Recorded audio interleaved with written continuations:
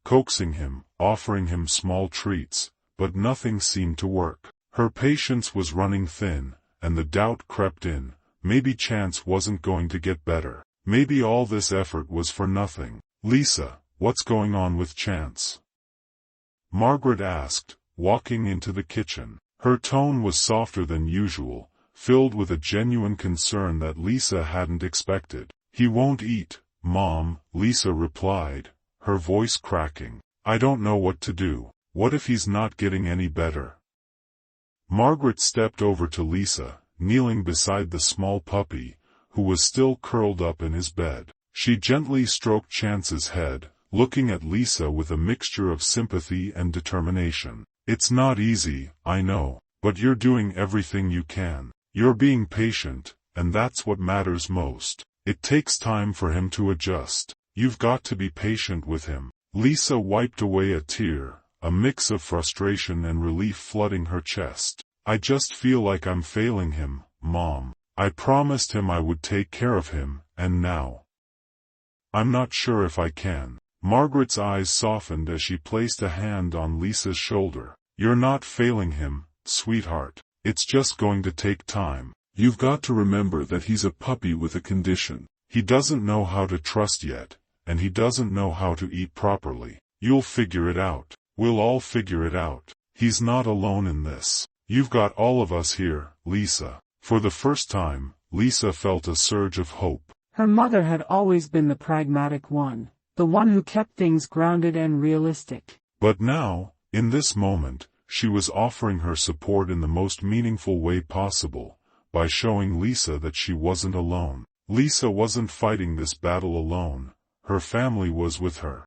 Dennis, on the other hand, was more of a challenge. He was still skeptical, unsure of how much of an impact taking in Chance would have on their family's already busy routine. He was a man of few words, and when it came to Chance, he tended to keep his thoughts to himself. However, over time, Dennis's actions spoke louder than his words ever could. One evening, after a long day at work, Dennis returned home to find Lisa sitting on the living room floor, trying to coax Chance to do a simple trick, sitting on command. The puppy was still hesitant, not fully understanding the hand signals or the commands, and Lisa was visibly frustrated. When Dennis walked in, he could see the exhaustion in her eyes and the slight tension in her posture. "Hey, Lisa, what's going on?" he asked, his voice soft but concerned. "He's just not getting it, Dad," Lisa replied, running a hand through her hair.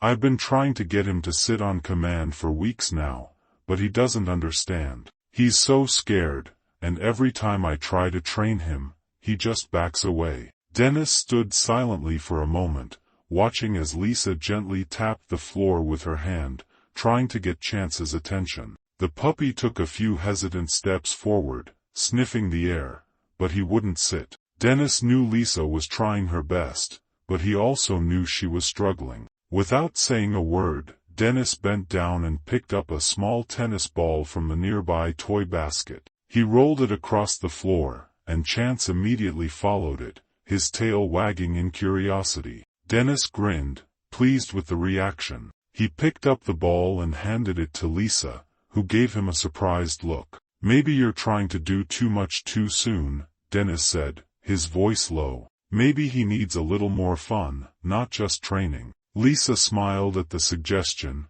her spirits lifting. "You're right, Dad. Maybe I've been too focused on getting him to follow commands.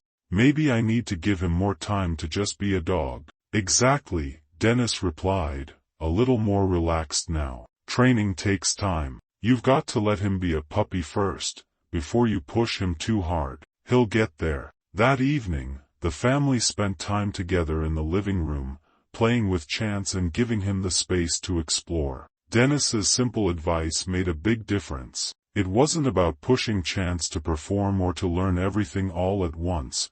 It was about creating an environment where he felt comfortable and safe. For the first time in a while, Lisa felt the pressure lifting from her shoulders. She didn't have to do everything perfectly, and Chance didn't have to be perfect right away. As the evening wore on, Lisa saw her father interacting with Chance in his own quiet way. Dennis, who had always been the stoic one, was showing his soft side with the puppy. He would toss the ball across the room, and Chance would bound after it clumsily, knocking over a lamp or a cushion in his excitement. Dennis would chuckle, his gruff exterior softening, and Lisa could see the bond beginning to form between her father and the puppy. The next morning, Lisa woke up to find Dennis already in the kitchen, making coffee. Chance was curled up in his bed, napping peacefully after a busy day of playing. Lisa walked over to her father, who was standing at the counter, his back to her as he prepared breakfast. "You know, Lisa," Dennis said quietly, not turning around, "I've been thinking about Chance. I think we're going to make it work." Lisa blinked in surprise. "You do?" Dennis smiled, turning to face her. "Yeah. I mean, it's not going to be easy, but I think we're all in this together. I can see how much he means to you, and I can see how much progress he's making. He's got a good heart, and so do you." The quiet suburban neighborhood that Lisa and her family called home was typically a peaceful place, where the sun set lazily behind rows of neatly manicured lawns and children played in front yards, their laughter echoing down the block. But beneath the idyllic surface, Lisa was starting to feel the heat of a growing conflict, one that threatened to unravel the fragile peace she had worked so hard to build with Chance. From the moment they had adopted Chance, the neighbors had started to cast curious, sometimes suspicious, glances at their home. It wasn't so much that they disapproved of Lisa's decision to bring in a puppy, it was the nature of the puppy, the fact that he was deaf, that caused a ripple of discomfort among the community. Though they didn't say anything outright, the whispers were impossible to ignore. Lisa had always prided herself on being a good neighbor, keeping to herself and staying out of the petty dramas that sometimes plagued close-knit communities. But Chance had brought something different into the mix, a complication, a challenge that others didn't quite understand. It started small. At first, it was the occasional sideways glance from people walking by the house. Lisa would see a neighbor pause and eye the puppy warily, as if unsure of how to approach or what to make of the situation. Chance, with his wide, trusting eyes, was a far cry from the typical playful puppies that seemed to dominate the neighborhood. He didn't bark excitedly when someone approached, and he wasn't interested in engaging with other dogs. Instead, he remained mostly calm, though skittish and fearful of loud noises or sudden movements. To most, this made him appear distant and unpredictable, as one neighbor would later say. Lisa didn't mind the whispers at first. After all, people often feared what they didn't understand, and Chance's condition was rare. But when the comments began to escalate, when the tension between Lisa's family and the neighbors reached a boiling point, it became harder and harder to ignore. It all came to a head one afternoon when Lisa was walking Chance in the front yard, trying to give him some exercise after a long day of training. She had carefully attached his harness, making sure he was in the right position to walk safely without choking or pulling, and started down the driveway. As usual, Chance was a little tentative, his steps slow and unsure, but Lisa could see he was making progress. He was learning to trust her more, to walk beside her with a little less fear. But just as they were walking past Mrs. Wortha's house, the neighbor who had always been particularly vocal about her disapproval of the family, Lisa heard a sharp voice from behind. "Keep that dog under control, Lisa." Mrs. Worth called out, her voice shrill and cutting. Lisa froze, her stomach dropping at the sound. Mrs. Worth had never been particularly friendly, but this was the first time she had spoken so harshly about Chance. Lisa turned slowly, trying to keep her composure as Mrs. Worth stepped out from behind her front door, arms crossed, her face twisted into an expression of irritation. "I'm sorry, Mrs. Worth," Lisa began, her voice steady despite the growing knot in her throat. "He's just getting some exercise. He's not dangerous." "Oh, I know exactly what that dog is, Mrs. Worth retorted, her voice dripping with judgment.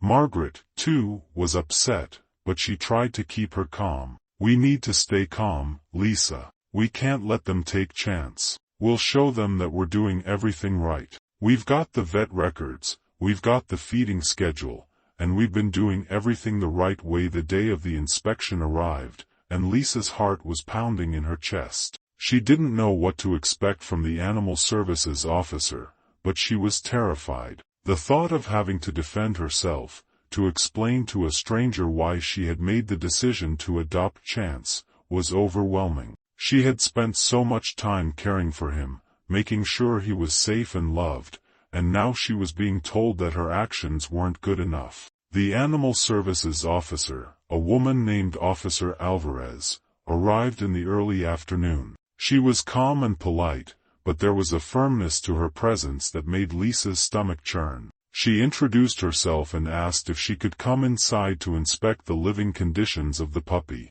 Lisa and her parents led her through the house, showing her where Chance ate, slept, and played. After a thorough inspection, Officer Alvarez took a moment to review the evidence. She looked over Chance's vet records and listened as Lisa and her parents explained the steps they had been taking to care for him. After what felt like an eternity, Officer Alvarez finally spoke. "You're doing a good job here," she said, her voice soft but serious. "It's clear that you care deeply for this dog. I can see that he's well cared for and that you've been following the advice of the vet. I'll file my report, but from what I've seen, I don't have any concerns about the welfare of the puppy." Lisa felt a wave of relief flood through her. They weren't going to lose Chance. He wasn't going anywhere. Despite the complaints, despite the misunderstandings, they had done everything right. Officer Alvarez's words were a small victory in the face of so much hostility. That night, as Lisa sat in her room with Chance curled up beside her, she felt a mix of exhaustion and relief. The battle wasn't over, there would still be more challenges, more tensions with the neighbors, but for now, they had won. They had proven that they were doing the right thing. And Chance? He was safe. And that, for Lisa, was everything. Lisa's heart tightened with worry every time she heard the sound. Was it just a minor issue, something that would pass on its own, or was there something more serious at play? She couldn't take any chances with Chance's health visits in the weeks following Chance's adoption.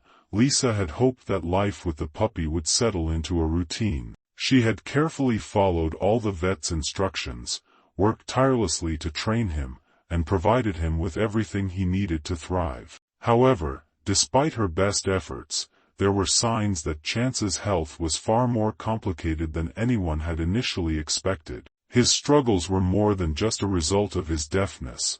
There were deeper, hidden issues that no amount of love or patience could immediately fix. As the family tried to manage Chance's medical needs, it became clear that the journey ahead would be fraught with challenges. It all began when Lisa noticed that Chance was coughing more frequently than usual. At first, she thought it might be a result of the feeding routine. They had been careful about his swallowing, but sometimes, even with the best precautions, a little food would slip into his lungs. But this cough was different. It wasn't just a cough after eating. It seemed to occur randomly throughout the day, and it sounded more wet and labored than it should have been for a puppy of his age. Sounded more wet and labored than it should have been for a puppy of his age. Lisa's heart tightened with worry every time she heard the sound. Was it just a minor issue, something that would pass on its own, or was there something more serious at play?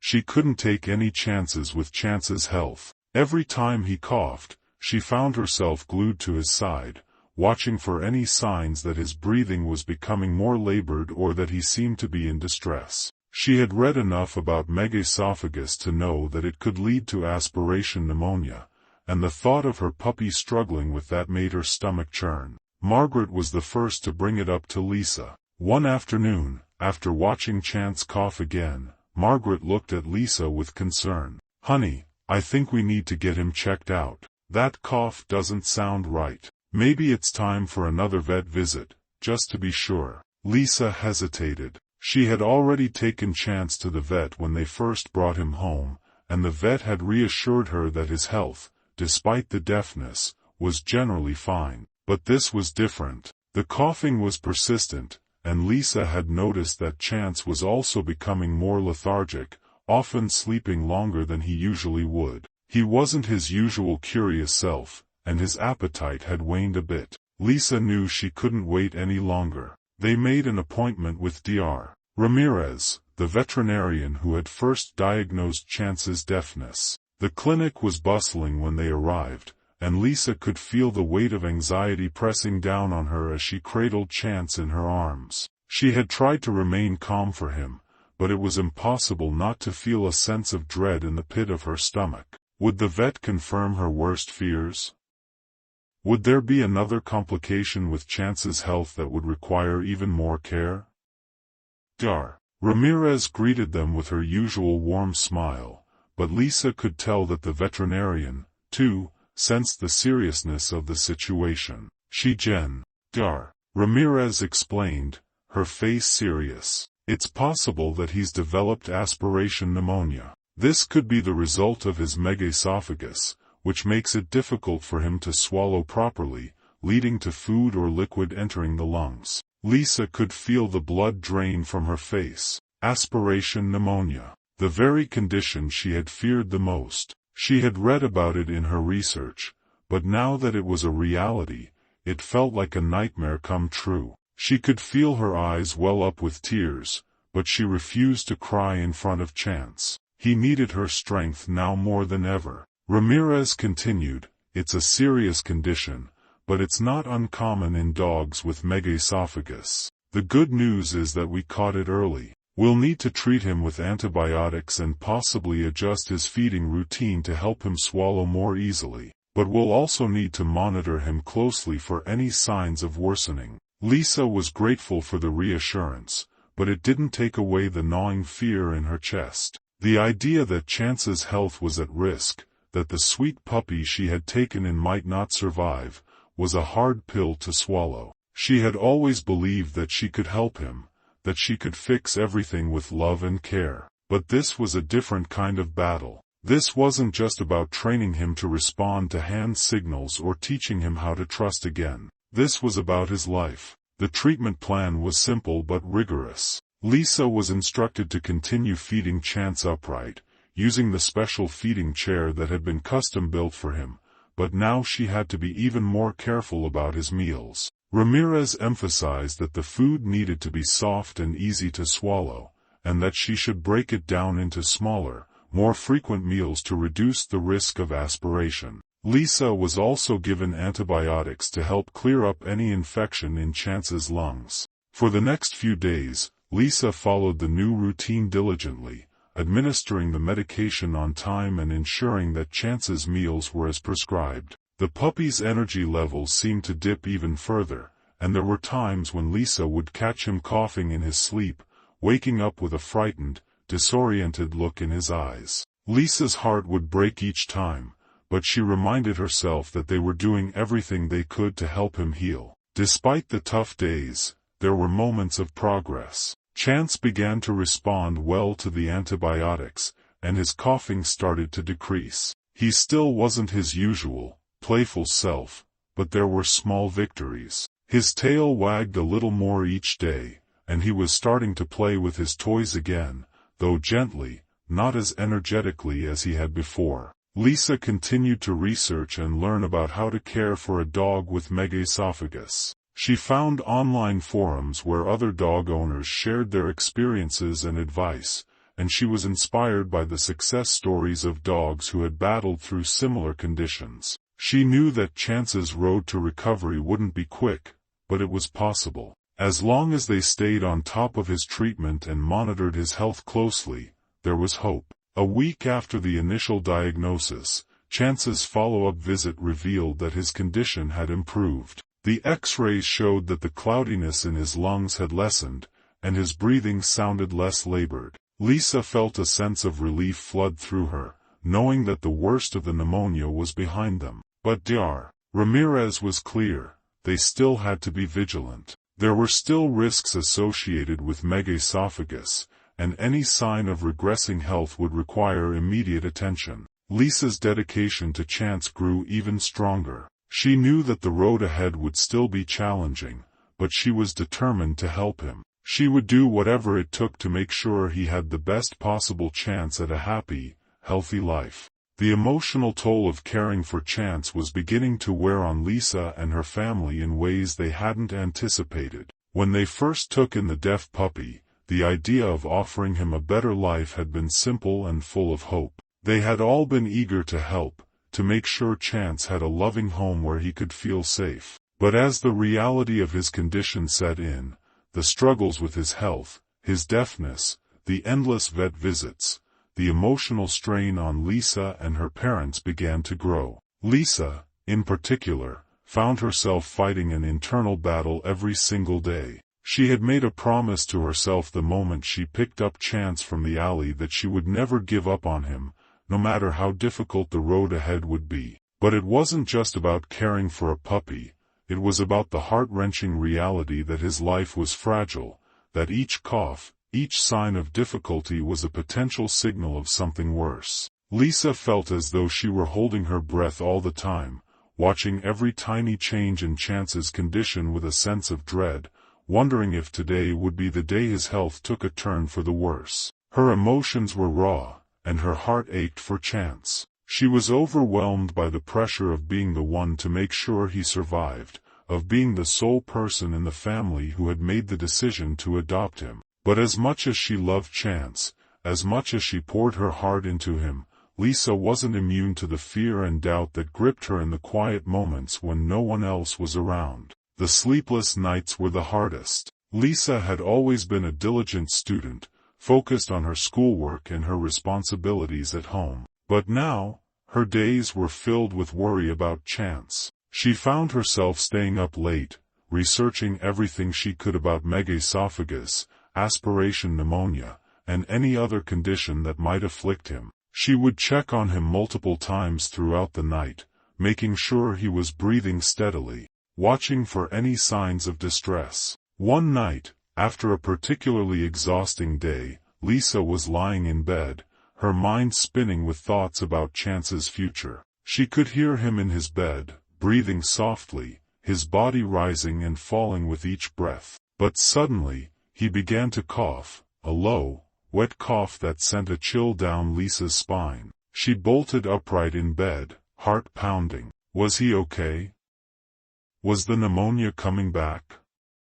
She rushed into his room, but when she saw him lying there, calm and still, she couldn't help but feel a wave of relief. He wasn't in pain. He wasn't struggling to breathe. But still, the nagging doubt in the back of her mind remained. What if he wasn't going to get better? What if, no matter how hard she tried, Chance wouldn't make it?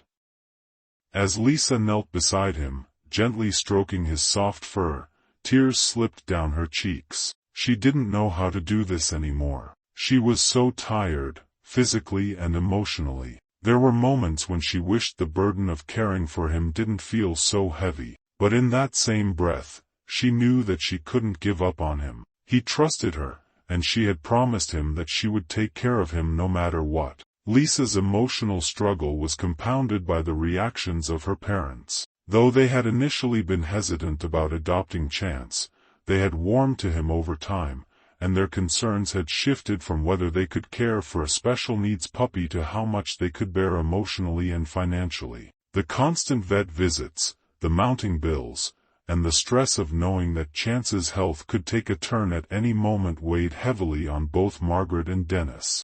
Margaret, who had always been the more pragmatic of the two, tried to keep things grounded. She focused on keeping the household running, making sure that everyone had what they needed, and doing her best to ensure that Chance was well cared for. But even she couldn't ignore the strain the situation was placing on her family. Every time she walked into the living room to see Lisa hunched over her textbooks, the weight of her responsibilities visible on her face, Margaret felt a pang of guilt. Was this the right decision? Were they doing enough for Lisa and Chance? At times, Margaret would retreat into herself, silently worrying about the future. She had always been the one to solve problems, to take charge, but this was something beyond her control. The fear of seeing Lisa's heart break if Chance's health worsened, or the even deeper fear of losing him, was something Margaret couldn't shake. There were moments when Margaret's exhaustion would surface, too. She'd snap at Lisa for something small, like forgetting to feed Chance at the right time, or not keeping the living room as clean as she usually did. She didn't mean to do it, but the stress of managing Chance's care on top of everything else had begun to wear on her nerves. Sometimes, she felt as though she was losing herself in the constant cycle of worry, bills, and medical appointments. Dennis, too, was struggling, though he rarely showed it. As the head of the family, he had always been the rock, the one who kept everything stable, who could weather any storm. But now, with the constant strain of caring for Chance, he found himself retreating more into his work. The stress of financial obligations, vet bills, and the constant uncertainty about Chance's health was too much for him to handle. He spent hours in his garage, tinkering with cars and trying to block out the anxiety that kept creeping into his mind. Lisa let out a breath she hadn't realized she'd been holding. "So, you think there's hope for him?"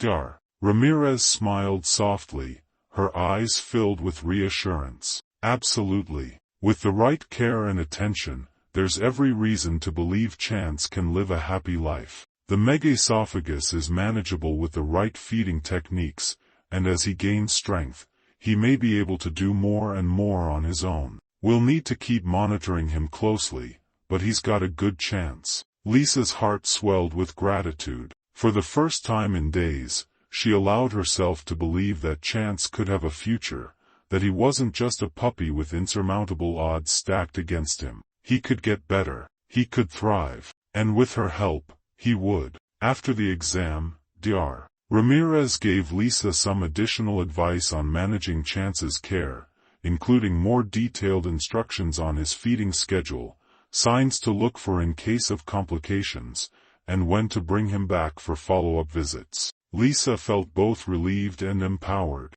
There was still a long road ahead, but for the first time, it felt like a road that led somewhere hopeful. "Thank you, Dr. Ramirez," Lisa said as they finished up. "I'm so glad we brought him in. I'll do whatever it takes to make sure he's okay." "You're doing great, Dr. Ramirez said with a reassuring smile. "Don't hesitate to reach out if you have any questions or concerns. We're here to help." As Lisa left the clinic that day, she felt a renewed sense of purpose. The road ahead was still filled with challenges. There would be setbacks, obstacles, and plenty of hard work. But Lisa knew one thing for certain: she wasn't alone in this journey. She had her family's support, and she had Dr. Ramirez's expertise to guide her. Most importantly, she had Chance. And for him, she would do whatever it took. But even though Dennis didn't express his concerns as openly as Margaret, his worry was written all over his face. He would stare at the stack of vet bills on the kitchen counter, his jaw clenched, his brows furrowed. He would mutter under his breath about how much money they were spending, how much they had sacrificed for Chance's care. But when he saw Lisa interacting with Chance, when he saw how much his daughter loved the puppy, Dennis's heart softened. Despite his worries, despite the overwhelming sense of responsibility, he knew they couldn't give up on Chance. Not when Lisa had already invested so much of herself into him. But these silent struggles, these emotions that neither Lisa, Margaret, nor Dennis fully expressed to one another, began to take their toll. There were moments of tension between the family members, arguments about how best to care for Chance or how to manage their finances. Lisa found herself caught in the middle, torn between her desire to care for Chance and the growing realization that her family was struggling under the weight of it all. One evening, as Lisa sat down to dinner with her parents, the conversation turned to the subject of Chance's future. Lisa had been researching more about megaesophagus and how it could affect Chance as he grew older, and she was starting to feel overwhelmed by the burden of knowing what might lie ahead. "Lisa, we need to talk," Margaret said, her voice serious. We can't keep going like this, not with all the expenses and the constant vet visits. We need to figure out a plan, or we're going to be in over our heads. Dennis nodded, his expression tired but resolute. Your mother's right. We've been doing our best, but it's starting to take a toll on all of us. I don't want to see you burning out, Lisa. You're working so hard, but it's starting to affect everything. Your school, your health, your happiness. Lisa's heart sank as she listened to her parents. She had always believed that she could carry the weight of this on her shoulders alone, but now, she was beginning to see that she couldn't. Her family was struggling too, and that was something she hadn't fully understood until now. She hadn't realized how much the stress of Chance's health was weighing on all of them, not just her. I don't want to give up on him, Lisa said, her voice trembling. I can't. I made a promise to him that I would always take care of him. He needs us. I know, sweetheart, Margaret said gently, her voice softening. We're not asking you to give up, but we need to be realistic about what we can handle. We all need to take a step back and figure out what's best for all of us, not just for Chance. Dennis, too, looked at Lisa with concern in his eyes. We're here for you, Lisa. We're in this together. We'll figure it out. But we need to be honest with each other about what we can and can't do.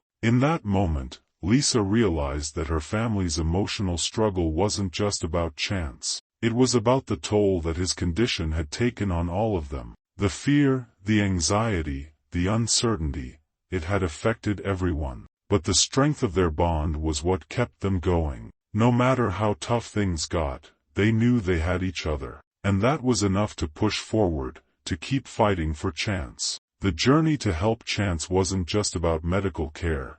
It was about helping him navigate a world he couldn't hear. Lisa knew that for Chance to truly thrive, he needed to learn how to communicate in a way that he could understand. With each passing day, it became clearer that the greatest challenge for Lisa was not just caring for a sick puppy, but giving him the tools he needed to live a fulfilling life despite his deafness.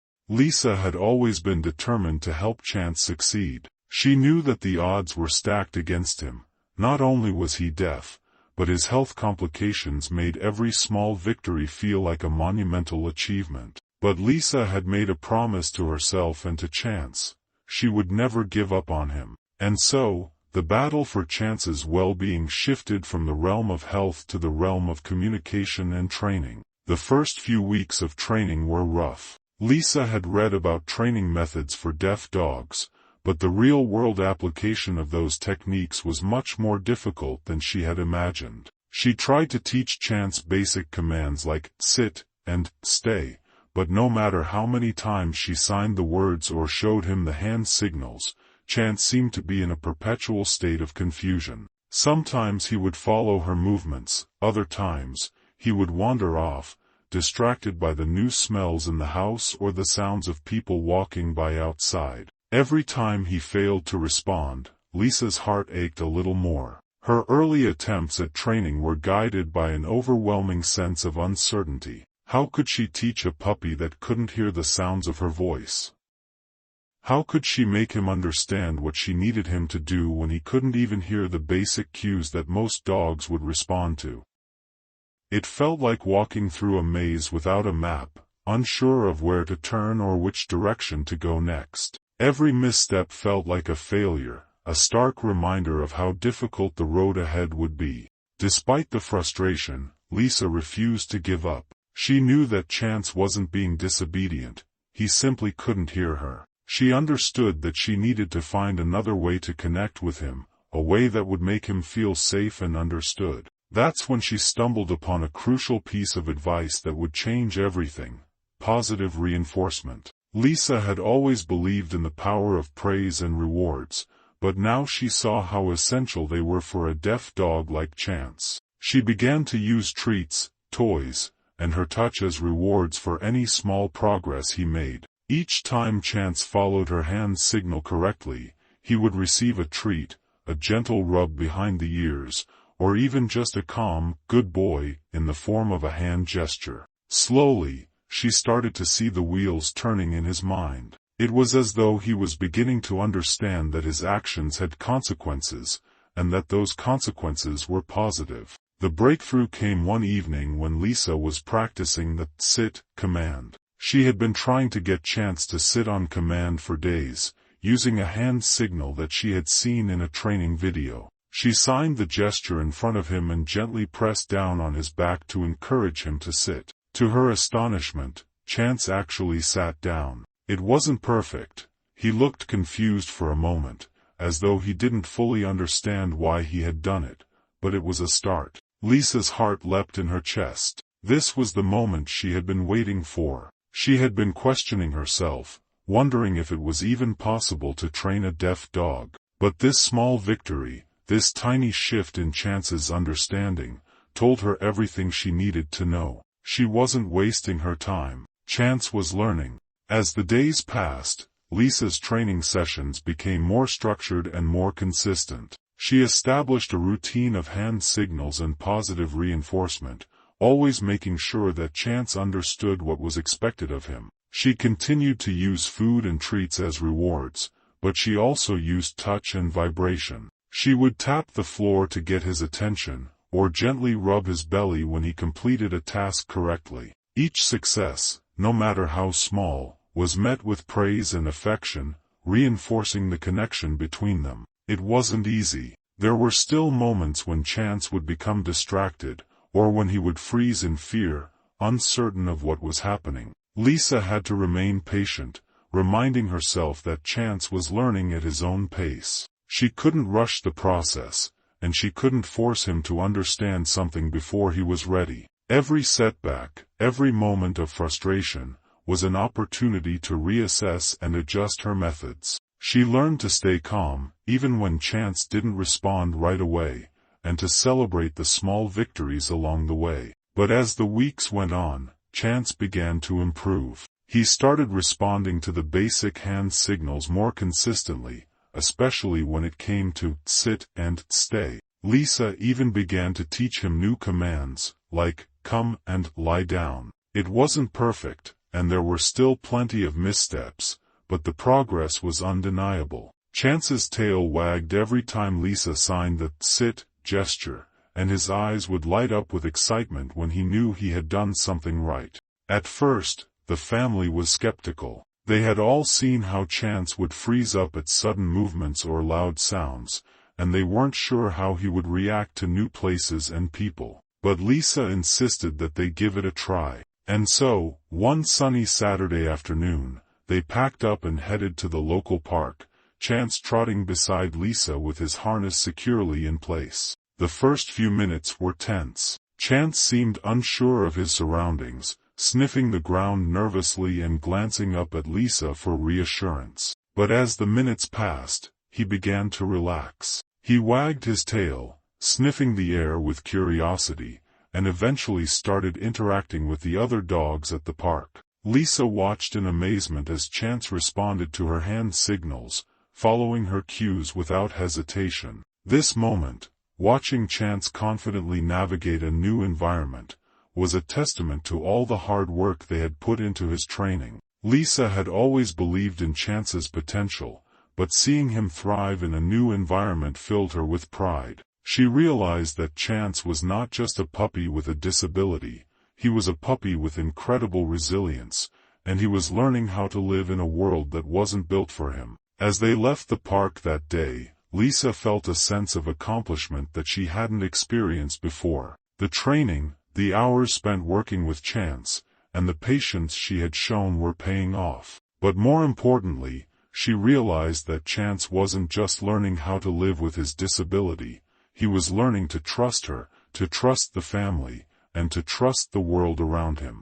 As the days passed, Lisa's world with Chance began to shift in unexpected ways. Although her family had embraced the idea of Chance becoming a permanent member of their household, not everyone in the neighborhood shared that sentiment. The story of the deaf puppy with health complications spread quickly among the local residents, and it wasn't long before Lisa and her family started facing scrutiny from their neighbors. It started with the whispers. As Lisa walked Chance around the block, she began to notice the disapproving looks and the hushed conversations that seemed to follow her every step.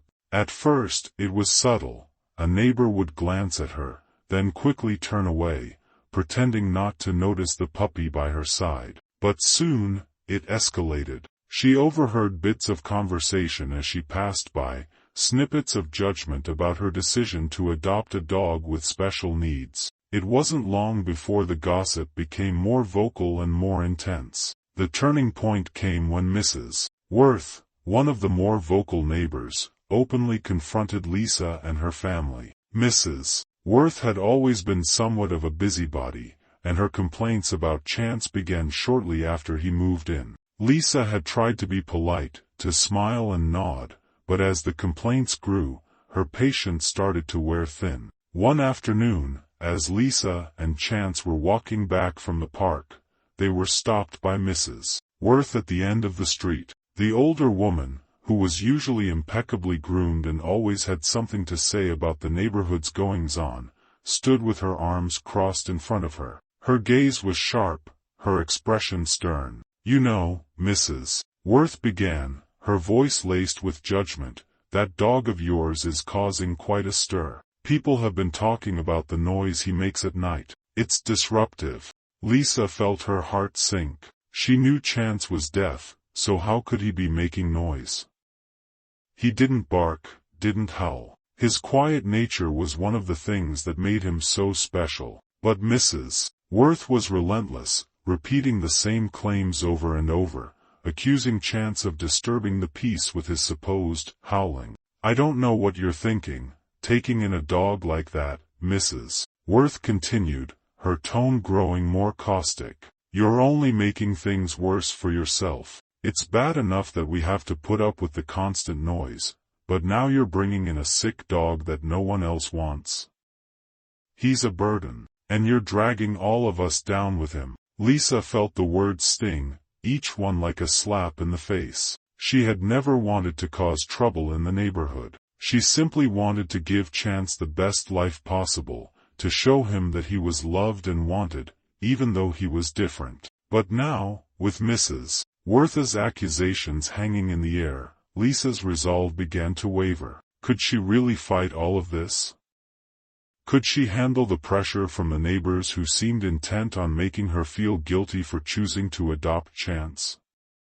The tension continued to build as the days passed. Lisa's encounters with the neighbors grew more strained. People who once greeted her with friendly smiles now crossed the street to avoid her. The isolation that Lisa felt grew more palpable with each passing day, and she began to wonder if she had made the right choice. Was she truly doing the best thing for Chance, or was she selfishly putting him, and her family, through something they couldn't handle?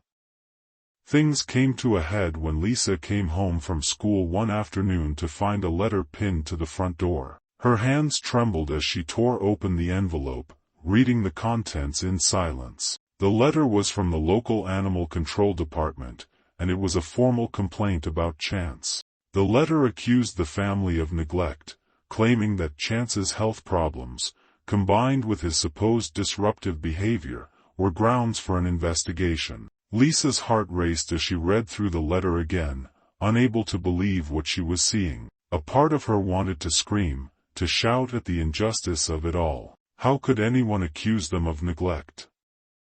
Chance was loved. He was well cared for. But the letter was real, and now, Lisa found herself facing an official inquiry that threatened to rip apart everything she had worked so hard to build with Chance. Margaret, who had been quietly worrying about the neighborhood's reactions, was the first to notice the letter. She read it with a furrowed brow, then passed it to Dennis, who scowled as he looked over the words. "This is absurd," he muttered under his breath. "Who's been spreading these lies?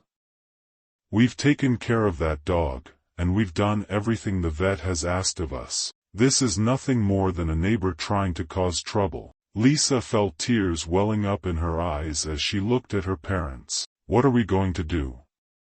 What if they take him away? What if all this is for nothing? Dennis sighed, rubbing his forehead. "We'll handle it. We've got the vet records, we've got proof of his treatment, and we've got Chance's progress. We're not going to let some baseless accusations tear this family apart." But even as he spoke, Lisa could hear the uncertainty in his voice. The weight of the complaint, the pressure from the neighbors, and the fear that Chance's future was now in jeopardy hung heavy in the air. Lisa knew they had to act quickly. They couldn't let the situation escalate further, but the idea of confronting animal control and trying to prove that they were good pet owners felt overwhelming. That evening, as the family sat together in the living room, the tension was thick. The once cozy, safe space where they had bonded over Chance's small victories now felt like a battlefield. Lisa stared at her parents, searching their faces for answers. She could see the exhaustion in their eyes, the worry etched into their features. She knew they were struggling too, but this was her fight as much as it was theirs. "I won't let them take him," Lisa said firmly, her voice shaking but resolute. "I can't let them take Chance away from us. He's part of this family now. We've come too far to let anyone tear us apart." Margaret placed a hand on Lisa's shoulder. "I know, sweetie, we're not giving up on him. We'll fight for him. But we need to stay calm, and we need to have all our facts straight." The next few days were a blur of phone calls, appointments with the vet, and frantic research into how to handle the animal control investigation. Lisa knew that the process wasn't going to be easy. She had read enough about how serious complaints like this could be, and she feared that if they didn't act fast, Chance could end up in a shelter, alone and scared. It was around this time that the family received some unexpected support. Pauline, the dog trainer who had been helping Lisa with Chance's training, heard about the complaints and immediately reached out. "I've been working with Chance for weeks now," she said, her voice warm and supportive. "He's made incredible progress, and I'm more than happy to provide testimony to the authorities to show that you're doing everything right by him." Her offer to help meant the world to Lisa. She hadn't realized just how many people cared about Chance and believed in his potential. It wasn't just about Lisa and her family anymore. It was about a community of people who had come together to support this special needs puppy. With Pauline's help, Lisa was able to organize a formal meeting with animal control. Armed with records of Chance's vet visits, testimonies from the trainer, and letters of support from neighbors who had seen Chance's progress firsthand, Lisa felt a renewed sense of determination. She was ready to stand up for Chance, to prove that he was worth fighting for. When the day of the meeting arrived, Lisa felt a mixture of fear and hope. She wasn't sure what to expect from the animal control officers, but she knew that this was her chance to protect Chance, to ensure that he had a future with her family. As the meeting began, Lisa held her head high, determined to do whatever it took to defend the puppy she had promised to care for, no matter the cost. Just as the storm of neighborhood challenges began to calm down, another, far more intense storm brewed for Chance and his family. The progress that Lisa and her parents had made in training and caring for Chance had brought a sense of relief and hope. But life, as it often does, had other plans. And this time, it wasn't just a matter of dealing with external judgment or everyday inconveniences. It was a health crisis that threatened everything they had worked so hard for. The warning signs had been subtle at first. Chance's appetite, which had once been voracious and lively, began to dwindle. He no longer eagerly awaited his meals, and when Lisa would place the food in front of him, he would sniff at it and sometimes walk away. At first, Lisa didn't think much of it. Dogs could go off their food from time to time, especially if they were adjusting to new routines or stressed. But as days passed and the problem persisted, Lisa's worry began to grow. Lisa was keenly aware of the significance of Chance's health issues. The megaesophagus, the pneumonia, and the feeding difficulties that came with it, these were not small matters. She knew that his health had always been fragile, and any deviation from his usual behavior was something to be taken seriously. Lisa also noted that Chance had started to cough more frequently again, and this time, it wasn't just the mild, intermittent cough from before. It sounded more urgent, more painful, and she could see him struggling to catch his breath after each fit. Lisa tried to calm her fears, telling herself that it was just a temporary issue, that Chance was fine, but deep down, she knew she needed to act. This wasn't normal. She couldn't afford to ignore it. This was a puppy who had already been through so much, and now it felt like they were teetering on the edge of something even worse. The tipping point came one evening when Lisa came home from school to find Chance unusually sluggish and unresponsive. He didn't get up to greet her like he normally did, and when she called his name, there was no wag of his tail, no excitement. She rushed to his side, and immediately, she felt a sharp pang of fear. Chance was breathing heavily, his chest rising and falling with a labored effort. His eyes were dull, and he didn't even look up when Lisa gently touched his ear. "Mom! Dad! Something's wrong with Chance!"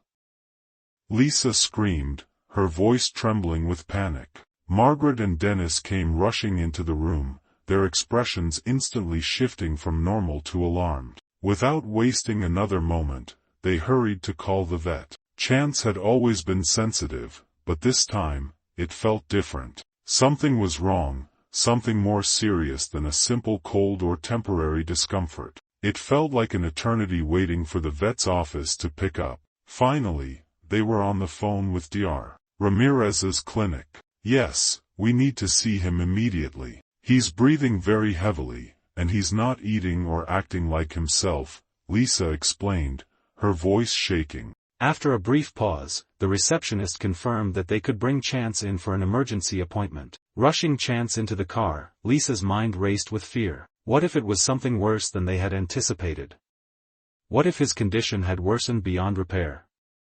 As she held Chance close, her fingers trembling against his fur, Lisa couldn't help but feel the weight of the uncertainty. Her heart ached as she realized that Chance's fragile health had led them to this critical juncture. Could they save him from whatever had ailed him now? The car ride to the clinic was silent except for the sound of Chance's labored breathing. Lisa gently stroked his fur, offering comfort that she wasn't sure he could feel. Every cough he emitted made her stomach turn with dread. What if this was it? What if they had reached the point where no amount of treatment or care could save him? When they arrived at the clinic, the staff rushed to help, quickly taking Chance from Lisa's arms and into the back examination area. Lisa and her parents were left to wait, pacing the sterile waiting room, their minds swirling with what-ifs. Each minute seemed to stretch into an eternity. Every time the door opened, their hearts skipped a beat, hoping for news, praying that Chance was going to be okay. Finally, Dr. Ramirez emerged from the back room, a somber look on her face. "Lisa, Dennis, Margaret, we've run some tests, and we've identified the issue. Chance's pneumonia has worsened, and it's affecting his lungs more severely than we initially thought. The coughing is a sign of aspiration pneumonia, and it's causing his respiratory system to struggle. Additionally, he's showing signs of dehydration and malnutrition." The words hit Lisa like a blow to the chest. Her fears were realized. This wasn't just a minor issue. Chance was fighting for his life. The pneumonia, the condition she had been worried about for so long, had taken a severe turn. And now, on top of that, Chance was malnourished, something she hadn't fully understood. Despite the careful feeding regimen, he was not getting the nutrients he needed, which compounded the severity of his situation. "Can he make it?" Lisa asked, her voice trembling with emotion. She felt tears threatening to fall, but she fought to keep them at bay. The thought of losing Chance was too much to bear. Ramirez paused, her expression softening with compassion. "Chance is a fighter, Lisa. He's made it this far, and we're not going to give up on him. We're going to admit him for observation and start an intensive round of antibiotics. We'll also rehydrate him and monitor his nutrition closely. He's going to need a lot of care, but we have a chance to get him through this." Lisa let out a breath she didn't realize she had been holding. There was hope. It wasn't guaranteed, but it was hope, and that was all she could cling to right now. The next few days were a blur of constant vet visits, emergency calls, and watching as Chance struggled to regain his strength. He was hooked up to IVs to combat the dehydration, and his breathing was monitored around the clock. Lisa barely slept, staying by his side as much as possible, whispering soft reassurances even though she knew he couldn't hear her. It was as if she was holding on to a thread of hope, praying that Chance would make it through this critical time. But as the days passed, Lisa saw small improvements. The coughs became less frequent, and his breathing seemed less labored. The signs that had once filled her with dread now signaled that he was fighting back, that he had the will to survive. He wasn't out of the woods yet, but there were moments of progress that gave Lisa a glimpse of the future she had hoped for. The smile that returned to Chance's face when he saw her, even though he couldn't hear her words, was a silent affirmation that they were still connected, that the bond they had forged was strong enough to carry them through this storm. One of the most difficult parts of the crisis was watching Chance struggle to regain his strength. He was still weak, still recovering from the intense bout of pneumonia, but he slowly began to show his personality again. His tail, once limp and exhausted, started wagging with excitement when Lisa walked into the room. He looked up at her with those big, trusting eyes, and Lisa knew that he wasn't ready to give up yet. The family, too, rallied around Chance. Margaret and Dennis took shifts at the clinic, sitting with him, offering their comfort and support. Lisa continued her research, staying up late into the night, reading everything she could about caring for a dog with megaesophagus and aspiration pneumonia. She wasn't about to let Chance fight alone. She was going to do everything in her power to make sure he had the best chance of survival. When Chance was finally stable enough to leave the clinic, Lisa and her family breathed a collective sigh of relief. He wasn't out of the woods yet, but the worst was over. Ramirez gave them strict instructions on how to care for Chance during his recovery, emphasizing the importance of continued medication, hydration, and a special feeding routine. Lisa was determined to follow these instructions to the letter. She knew that Chance's survival depended on their unwavering commitment to his care. But even as Lisa tended to Chance's needs, she couldn't shake the fear that lingered in the back of her mind. What if something else went wrong? What if his health took another turn for the worse? The reality of Chance's condition, that he was fragile and needed constant attention, weighed heavily on her. But in those quiet moments when she looked into his eyes and felt his tiny body snuggled close to hers, Lisa knew that this was a fight worth fighting. She wasn't just caring for a dog. She was caring for a soul who had been given a second chance at life, and she wasn't going to let go of that chance without a fight. It was a quiet, tense evening when Lisa found herself sitting at the kitchen table, her eyes fixed on Chance, who lay curled up on his blanket in the corner of the room. The small, unassuming creature had come to symbolize more than just a puppy to her. He represented a promise, a challenge, and an unwavering commitment to never give up. But tonight, the weight of that promise felt heavier than ever before. Lisa's parents, Margaret and Dennis, had been discussing it all week: Chance's future, the mounting medical bills, and the never-ending cycle of vet visits and treatments. They knew that the road ahead wasn't just going to be difficult, it was going to be costly, emotionally draining, and uncertain. And as they sat across from each other at the table, a difficult question loomed in the air: how much were they willing to sacrifice for Chance? How far could they go to keep him in their lives? Lisa could see the concern etched on her parents' faces, the exhaustion from the long nights spent tending to Chance's needs, the worry about the growing costs of his care. They had fought tooth and nail to keep him alive, to ensure that he had a fighting chance, but now, the burden of that fight was beginning to take a toll on everyone.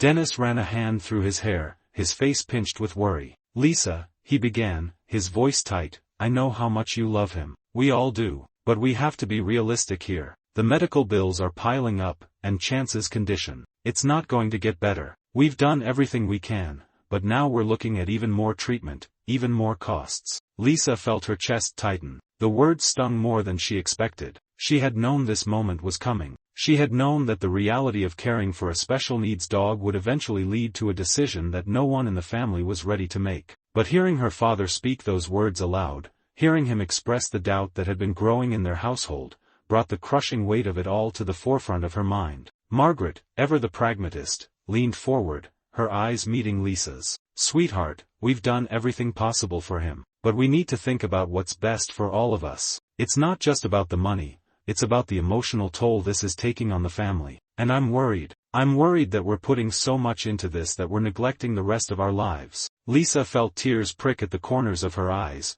but she fought them back. This wasn't about her crying or feeling sorry for herself, it was about Chance. About whether they could continue to give him the care he needed, or whether they were reaching a breaking point. The decision to adopt Chance had been made with love and hope, but now, it felt like that love was being tested. The cracks were starting to show, and Lisa wasn't sure how much longer she could keep holding everything together. "You're not giving up on him, right?"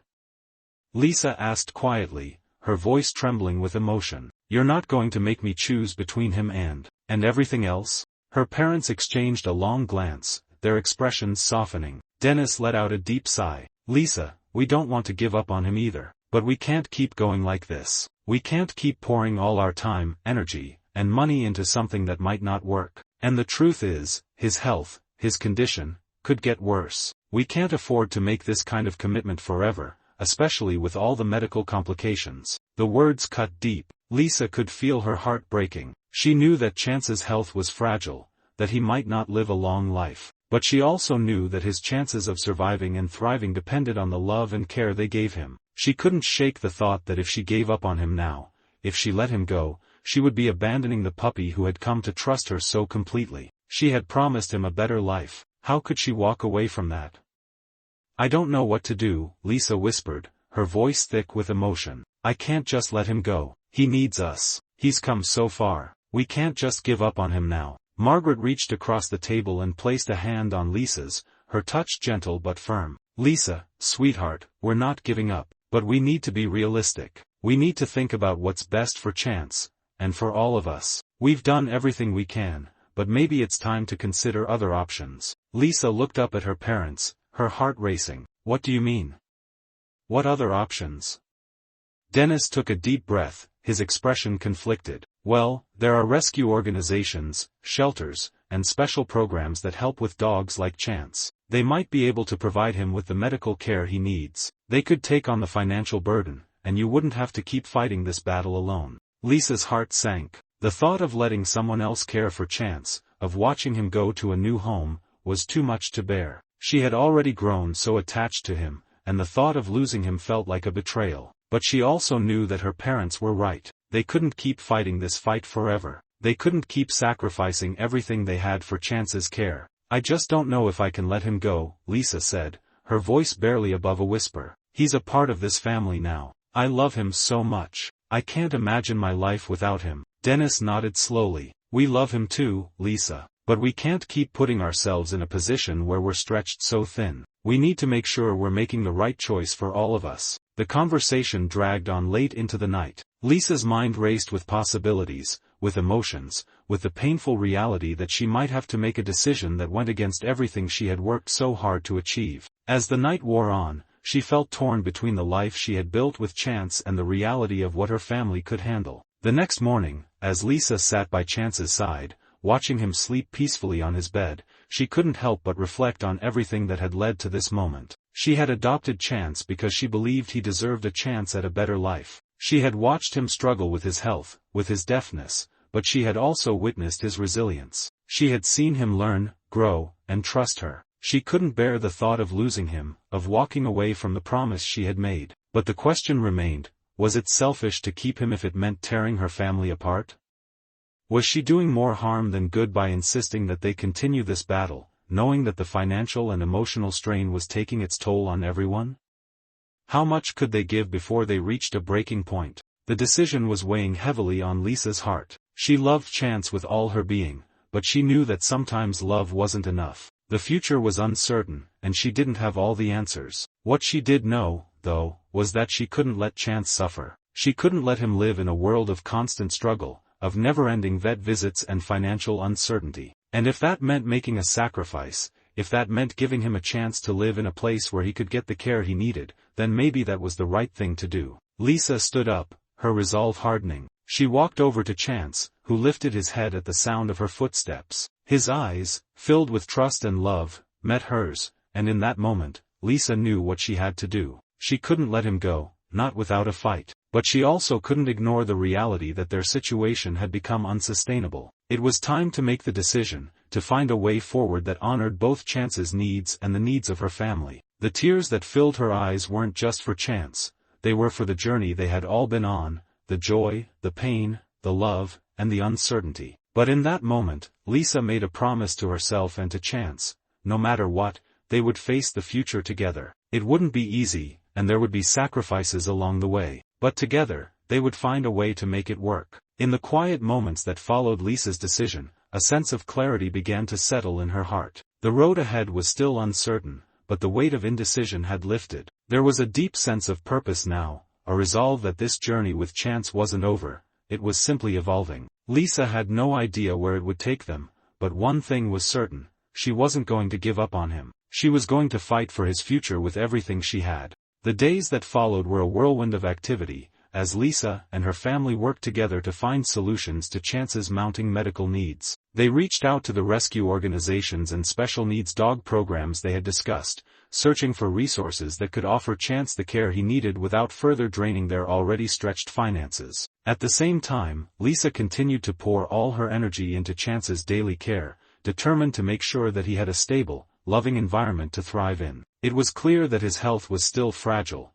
but his spirit was strong, and that alone was enough to keep Lisa hopeful. One afternoon, Lisa sat in the living room, Chance nestled beside her on the couch, watching as her parents discussed their options for the future. Dennis had spent the last few days speaking with veterinarians, getting second opinions, and looking into potential financial assistance for Chance's surgery. Margaret had started looking into local fundraising events and community programs, all while managing the household and doing her best to stay positive for Lisa. Despite the ongoing challenges, the entire family had rallied together, united by their love for Chance. "You know," Dennis said, pausing as he looked at Lisa and Chance, "it's amazing to see how much he's changed. When we first got him, I wasn't sure what to expect, but now, he's part of the family. We've come a long way." Lisa smiled softly, her heart swelling with emotion. "We've all come a long way. It's not just me or Chance, it's all of us." Margaret, sitting across from Lisa, nodded. "He's a fighter, and you've fought for him every step of the way." Lisa looked down at Chance, who gazed up at her with those soulful eyes, his tail gently wagging as if to remind her that, no matter what, they were in this together. She had come to realize that while the future was uncertain, the love and bond they shared had already proven stronger than anything life had thrown their way. It wasn't just about the medical bills or the challenges ahead, it was about the joy that Chance brought into their lives, the hope he had rekindled in their hearts. Then came the breakthrough. It wasn't a grand gesture or a miraculous recovery. It wasn't a sudden, dramatic change in Chance's health, but it was something small, something that would turn out to be the spark they needed. One morning, after a particularly difficult night where Chance had struggled with his breathing and seemed more sluggish than usual, Lisa walked into the living room to find him sitting on the floor, looking directly at her. For a moment, there was nothing. Just the quiet hum of the house, the soft rustle of leaves outside, and Chance sitting perfectly still, his eyes locked on hers. Lisa took a deep breath, unsure of what to expect. But then, in that calm, quiet moment,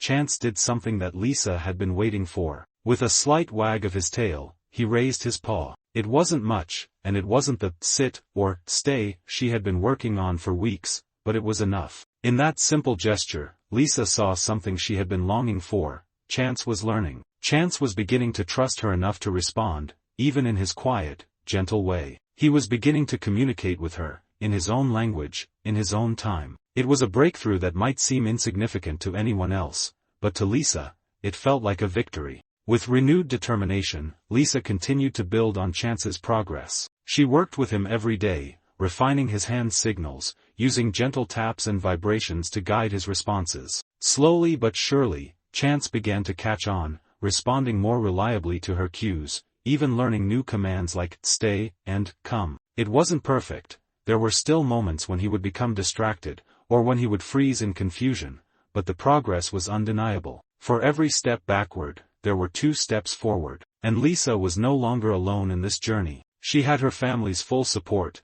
and that made all the difference. The turning point came when Lisa received a call from one of the rescue organizations they had contacted earlier. The woman on the other end of the line explained that they had reviewed Chance's medical history and his current condition, and they were willing to help. They had found a donor who was willing to cover a significant portion of Chance's medical costs, specifically the surgery he needed to correct the vascular ring anomaly that had been causing his health issues. Lisa's heart skipped a beat. For the first time in weeks, she felt a surge of hope. It was the news she had been waiting for, the breakthrough they had desperately needed. With the financial assistance and the support of the rescue group, Chance could have the surgery he so desperately needed. It wasn't a guarantee that everything would be perfect, but it was a chance. An honest, real chance for Chance to live a longer, healthier life. Overwhelmed with gratitude, Lisa hung up the phone and turned to her parents, who were sitting at the kitchen table, working through the family's finances. "Mom, Dad, I have some good news," she said,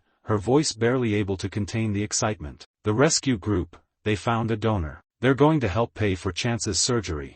Dennis, usually the more reserved of the two, smiled proudly. We've been through a lot with Chance, but we're not giving up. He's family. The weeks that followed were filled with anticipation and preparation for the surgery. Lisa kept up with Chance's training, making sure he was comfortable with the hand signals and the feeding routine that had become so familiar to both of them. She also made sure that Chance was physically ready for the surgery, continuing with the prescribed feeding methods and medication to stabilize his condition as much as possible. When the day of the surgery finally arrived, Lisa couldn't help but feel a sense of nervous excitement. This was the moment that would determine whether Chance would have the future she had hoped for. She and her parents arrived at the clinic, where the staff had already prepared for the procedure. Lisa stood by Chance's side, stroking his fur and whispering words of encouragement, even though she knew he couldn't hear them. But somehow, she believed he felt them, the warmth of her touch, the bond they had formed. The surgery itself was a delicate procedure, with the skilled surgeon working to remove the constricting blood vessel around Chance's esophagus. Lisa could only wait, her heart heavy with worry, as she sat in the sterile waiting room, eyes glued to the clock. The minutes felt like hours, and every time the door opened, her heart raced with anticipation. Finally, after what seemed like an eternity, Dr. Ramirez came into the room, a smile on her face. It went well, she said, her voice calm but reassuring. We were able to correct the vascular ring anomaly. Chance is in recovery now, and he should be able to go home in a few days. We'll need to monitor him closely, but the surgery was successful. Dennis, usually the more reserved of the two, smiled proudly. We've been through a lot with Chance, but we're not giving up. He's family. The weeks that followed were filled with anticipation and preparation for the surgery. Lisa kept up with Chance's training, making sure he was comfortable with the hand signals and the feeding routine that had become so familiar to both of them. She also made sure that Chance was physically ready for the surgery, continuing with the prescribed feeding methods and medication to stabilize his condition as much as possible. When the day of the surgery finally arrived, Lisa couldn't help but feel a sense of nervous excitement. This was the moment that would determine whether Chance would have the future she had hoped for. She and her parents arrived at the clinic, where the staff had already prepared for the procedure. Lisa stood by Chance's side, stroking his fur and whispering words of encouragement, even though she knew he couldn't hear them. But somehow, she believed he felt them, the warmth of her touch, the bond they had formed. The surgery itself was a delicate procedure, with the skilled surgeon working to remove the constricting blood vessel around Chance's esophagus. Lisa could only wait, her heart heavy with worry, as she sat in the sterile waiting room, eyes glued to the clock. The minutes felt like hours, and every time the door opened, her heart raced with anticipation. Finally, after what seemed like an eternity, Dr. Ramirez came into the room, a smile on her face. It went well, she said, her voice calm but reassuring. We were able to correct the vascular ring anomaly. Chance is in recovery now, and he should be able to go home in a few days. We'll need to monitor him closely, but the surgery was successful. The relief that washed over Lisa was overwhelming. It wasn't over yet. There would be months of recovery, follow-up appointments, and the constant need to keep Chance's health in check. But this was a turning point. It was the moment when everything began to shift from uncertainty to hope. As Lisa looked at Chance, now resting comfortably at home, she couldn't help but reflect on how far they had come. The journey had been long, filled with obstacles and doubts, but they had made it. They had triumphed against the odds. And for Lisa, that triumph was more than just a victory for Chance. It was a testament to the power of love, resilience, and the unwavering determination to never give up, no matter how difficult the journey may seem.